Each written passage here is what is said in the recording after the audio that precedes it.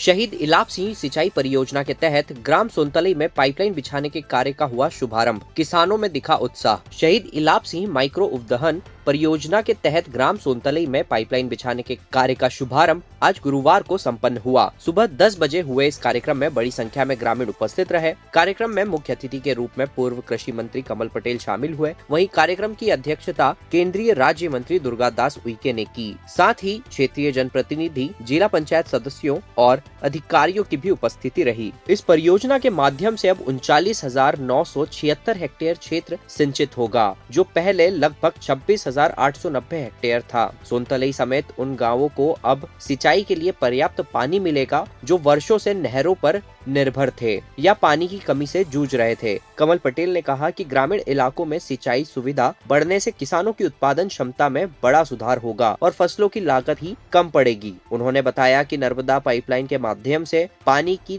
नियमित आपूर्ति सुनिश्चित की जाएगी। कार्यक्रम में पूर्व कृषि मंत्री कमल पटेल ने सभी किसान भाइयों से पाइपलाइन बिछाने के कार्य में सहयोग देने की बात कही, जिससे कि यह कार्य 1 साल के भीतर पूर्ण हो सके। कार्यक्रम के दौरान अधिकारियों ने बताया कि परियोजना के पाइपलाइन कार्य में तेजी लाई जा रही है, ताकि आगामी सीजन से पहले किसानों को इसका सीधा लाभ मिल सके। अब बदलेगी हरदा की चाल, क्योंकि आ गया है बाटा फुटवेयर्स का शोरूम हरदा में। अब चलो स्टाइल में। पता ground floor GP mall, bus stand road, Harda.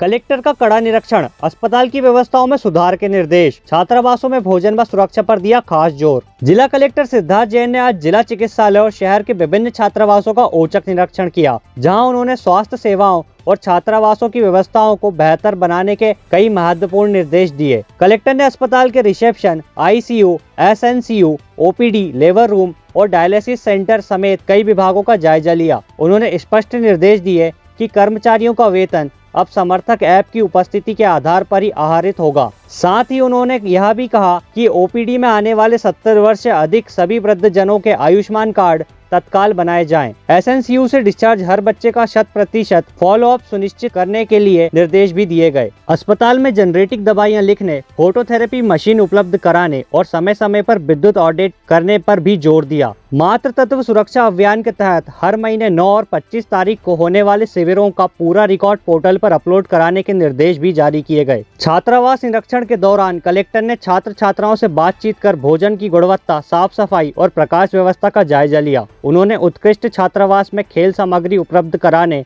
और बैडमिंटन कोर्ट के लिए नेट लगाने के निर्देश दिए। इसके साथ ही उन्होंने कन्या छात्रावास के आसपास के अतिक्रमण हटाने और बाहर रखे पुराने फर्नीचरों की नीलामी कराने के भी निर्देश दिए। इस निरीक्षण के दौरान स्वास्थ्य विभाग और शिक्षा विभाग के अधिकारी उपस्थित रहे। अभी अस्पताल का निरीक्षण चल रहा है। खामियों में फर्स्ट ऑफ ऑल हम लोगों ने ये निर्देशित करा है सभी डॉक्टर्स को कि जो बेसिक इक्विपमेंट्स या एडवांस इक्विपमेंट्स वो चाह रहे हैं कि और हमारे पास हो सकते हैं।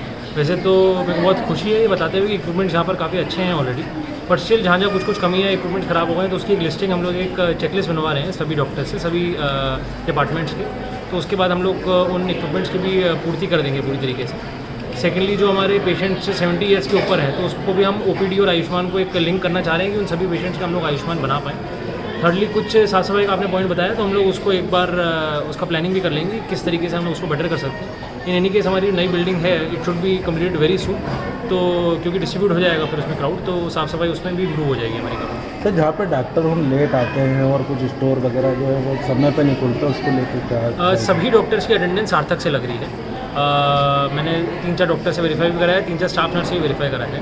तो अगर सार्थक से अटेंडेंस लग रही है तो उसमें टाइम स्टैम्प्ड अटेंडेंस हो जाती है, तो अटेंडेंस कितनी बजे लगी वो भी क्लियर हो जाएगी उसमें। इसको हमारे को बस सैलरी से लिंक करना है। तो अगर हमारे को कोई लेट आ रहा है, किसी ने 2 बजे करा, तो उसको हम हाफ डे सैलरी उसमें कट कर देंगे। तो प्रोविजन मैं और अभी CM के साथ डिस्कस करेंगे। अब बदलेगी हरदा की चाल, क्योंकि आ गया है बाटा फुटवेयर्स का शोरूम हरदा में। अब चलो स्टाइल में। पता ground floor GP mall, bus stand road, Harda. संविधान दिवस पर हरदा युवा जागरूकता का बड़ा आयोजन। कलेक्टर समेत 17 विभागों ने युवाओं को दिए अधिकार और योजनाओं के महत्वपूर्ण संदेश। हरदा में संविधान दिवस के अवसर पर सिनर्जी संस्था द्वारा पॉलिटेक्निक कॉलेज में एक भव्य युवा जागरूकता कार्यक्रम का आयोजन किया गया। अधिकार से पहचान, कर्तव्य से सम्मान थीम पर आधारित इस कार्यक्रम में करीब 400 युवा शामिल हुए, जिनमें हंडिया, रहट गाँव, सिराली, मगरदा, और हरदा की बस्तियों से आए युवा भी शामिल थे। कार्यक्रम के मुख्य अतिथि कलेक्टर सिद्धार्थ जैन रहे। अपने संबोधन में उन्होंने कहा कि संविधान हमें अधिकारों के साथ साथ कर्तव्यों की जिम्मेदारी भी सिखाता है। युवाओं को इन दोनों की पूरी समझ होना बेहद जरूरी है। कलेक्टर ने युवाओं को विभिन्न सरकारी योजनाओं, सेवाओं और सीएम हेल्पलाइन की उपयोगिता के बारे में अवगत कराया। कार्यक्रम में 17 विभागों ने अपनी अपनी योजनाओं और सुविधाओं पर 5 मिनट की संक्षिप्त जानकारी देकर युवाओं को जागरूक किया। कार्यक्रम में नुक्कड़ नाटक, मुझे आज़ादी चाहिए, सांस्कृतिक प्रस्तुतियां, खेल और संवाद सत्र भी आयोजित हुए। इस आयोजन का प्रमुख उद्देश्य था युवाओं में संवैधानिक जागरूकता बढ़ाना, सरकारी योजनाओं की समझ देना और नेतृत्व क्षमता को मजबूत करना। अब बदलेगी हरदा की चाल, क्योंकि आ गया है बाटा फुटवेयर्स का शोरूम हरदा में। अब चलो स्टाइल में, पता ground floor GP mall, bus stand road, Harda.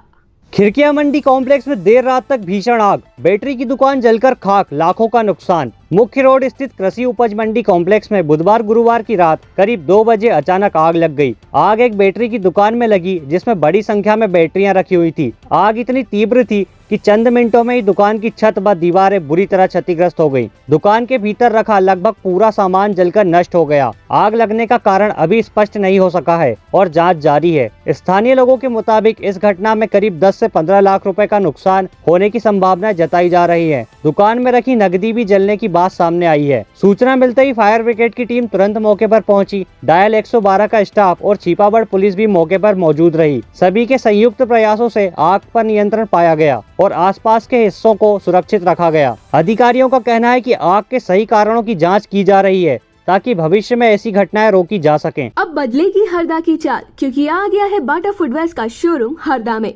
अब चलो स्टाइल में, पता ground floor GP mall, bus stand road, Harda.